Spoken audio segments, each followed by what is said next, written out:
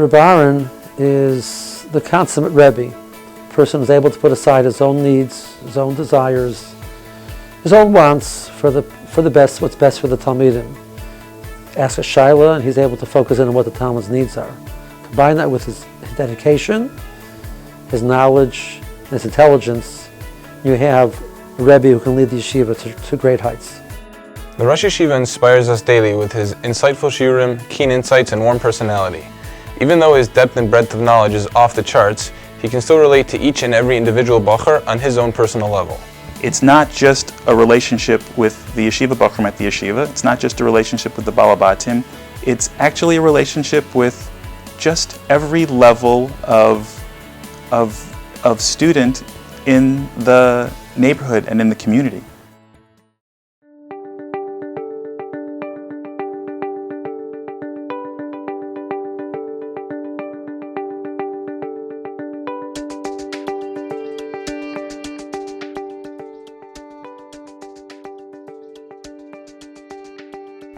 Aran came to the Mir, I think he was 16 or 17 years old. He was the ideal Talmud to come into the Mir Yeshiva. The main ingredient in being Matzliach in Torah is to be thirsty, to have a thirst for the Chachmas of Torah, and that Aran certainly had. I think I'm not the only one who would say that his core value, my father's core value, is the pursuit of the truth, the pursuit of the emes. So another point that I've learned from Rav Aaron that had a big impact on me is appreciating the depth of Chazal and the Rishonim, and really understanding the need to chew over a Devar Torah. Rav Aaron taught me this incredible lesson just by watching him give shiurim, and his whole metzias in general was how the power of intellect, of real emes, of intellectual stimulation, can cause a real emotion in you, can cause real regesh in you. Most impressive thing of Rabbi Lopyansky is not the knowledge, it's not the width and breadth of his knowledge, or the understanding in which you can talk to him about anything in Torah, whether it's Shas, Poskin, Kabbalah, Machshava, Ashkafa. That's not the impressive, which is impressive, but that's not the real. The real impressive thing is his midas. He has no desire for kavod, and no desire for that it has to be dafka his way. He's willing to listen to somebody else, willing to get input. He's willing to rethink. And together we're able to work things through and think things through and develop something which we both believe in and we both can stand behind and we're both comfortable with. One of the things that I've always been struck most by about Rav Lopyansky is his tremendous sense of balance. You meet so many people that are so extreme in one way and the other way, and it's such really an opportunity to get his views on whatever the subject is, because you can always be confident it'll be, of course, intelligent and thought out, but so balanced.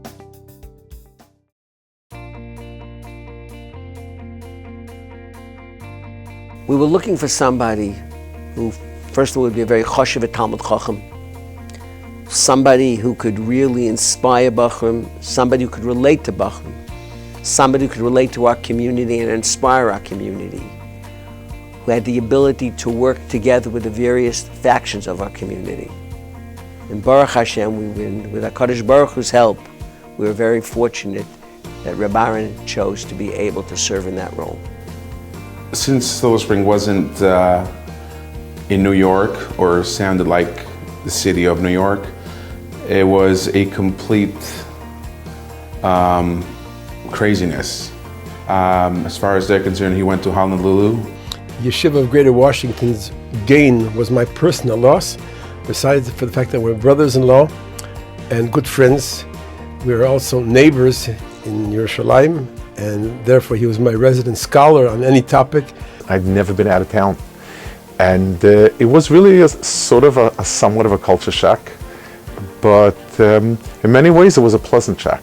Though we didn't understand quite exactly what is happening in Silver Spring, we did understand that it's important enough for my father to go there, and to establish Makom Torah.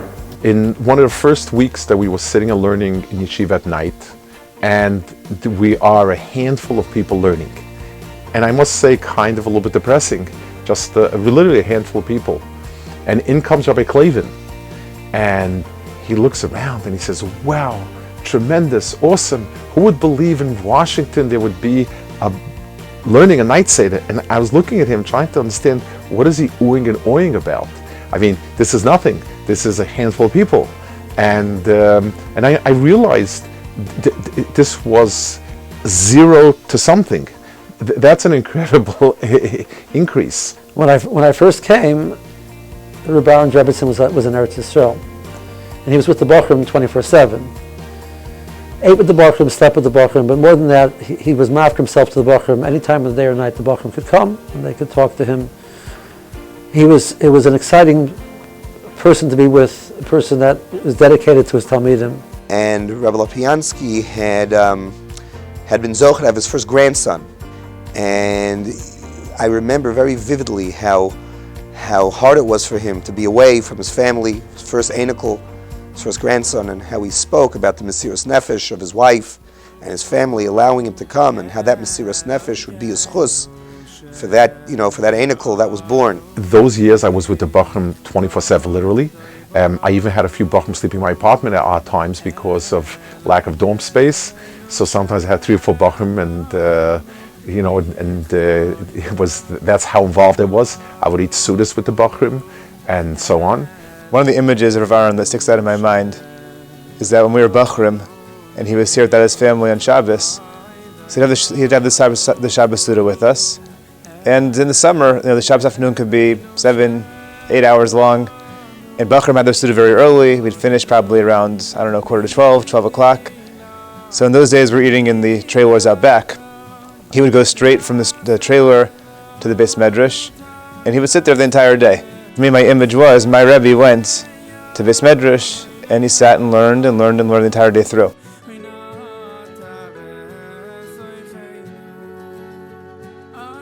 But I'd like to say over something my late brother, Reb Nosson Tzvi, said when they made a Mesibas Preda for us, when my wife finally decided to make the move.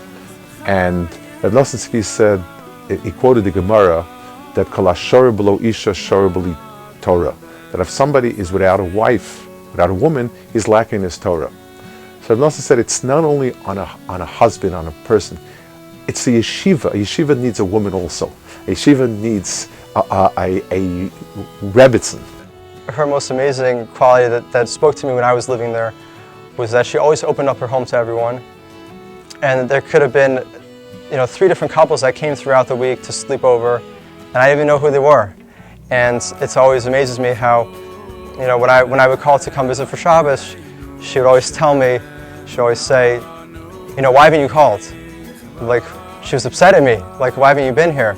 So we go a lot, and it's just whenever we come in, it's like we're just part of the family, we're always welcome.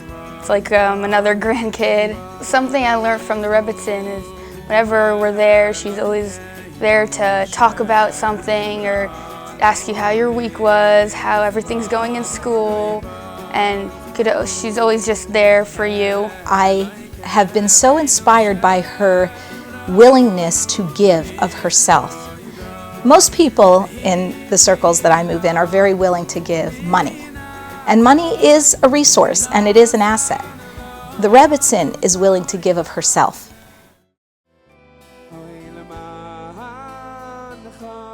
It's the core philosophy of the yeshiva, including every single Rebbe, that a yeshiva chinuch is a total chinuch.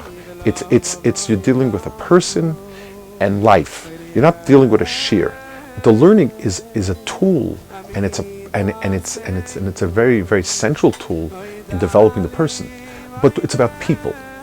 So the biggest lesson I think I've learned from the yeshiva is that each bacher, each student is precious and that they're valuable.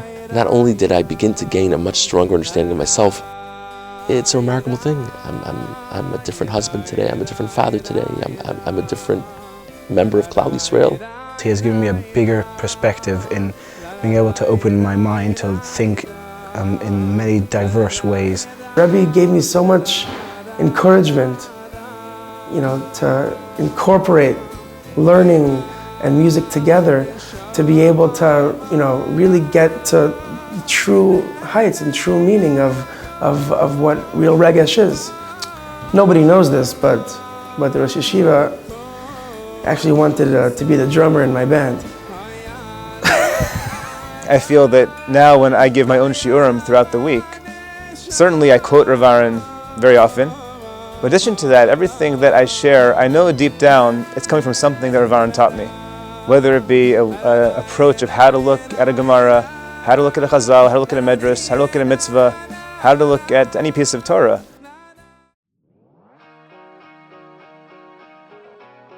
I think the greatest accomplishment of the yeshiva has been to give the community a Torah sense. And what a bracha it has been, because the level of Torah learning in our community has gone up as a direct result of them being here.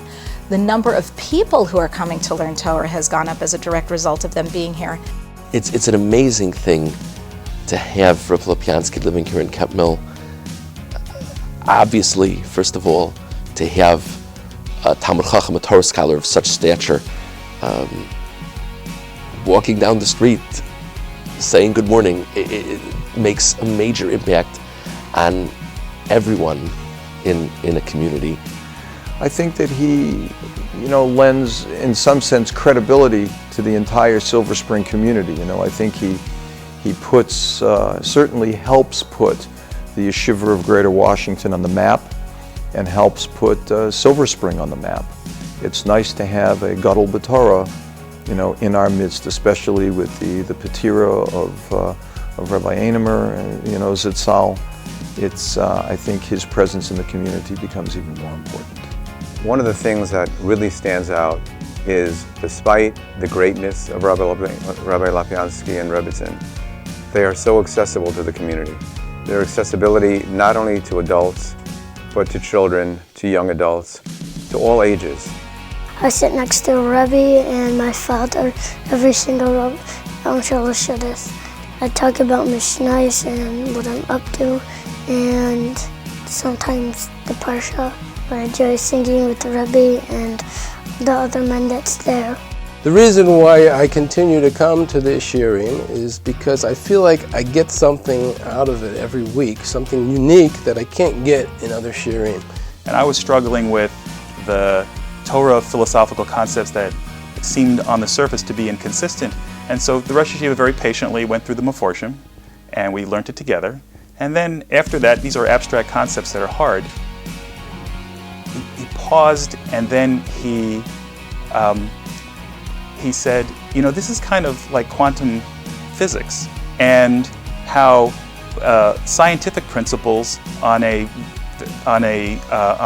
one level, when they're looked at in the smallest, most quantum level, become contradictory. And so at the end of the conversation, at the end of the learning, you walk home and you not only are looking for the Rambam to review what you've just learned, but I'm borrowing my son's physics textbook to understand what the Rosh Yeshiva was just explaining. I feel very, very lucky, very fortunate, very privileged to be able to study with Rabbi Lopiansky. I know he's just a great teacher, great scholar. I go around town, people, I can't believe you're studying with Rabbi Lopiansky. I just feel so fortunate, so I'm very thankful for that. We built this place with blood, sweat, and tears. Dam and Nefesh. We really put Dam and Nefesh into it. The days, the nights, dealing with issues, staying up late, thinking about issues, grappling with issues. And we look at the hundreds of homes, the hundreds of Talmidim, where they are and what they've accomplished, and we're just overwhelmed by it.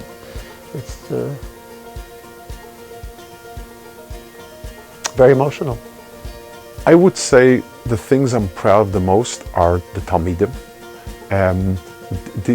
Many of them have achieved tremendous things, but many of them have achieved things that, under circumstances, that really made me proud. And I've had this time and again where people in real life long after the yeshiva, they have some very tough decisions to make. And they make them based on what's right. Those are my proudest moments. We've just celebrated recently our 50th year. We look with excitement as we begin to go to the next 50 years. With Reb Aaron at the helm, I feel very confident that we're going to impact more and more of our community. We're going to inspire more and more of our Talmidim. And the goal of the yeshiva will continue to be actualized.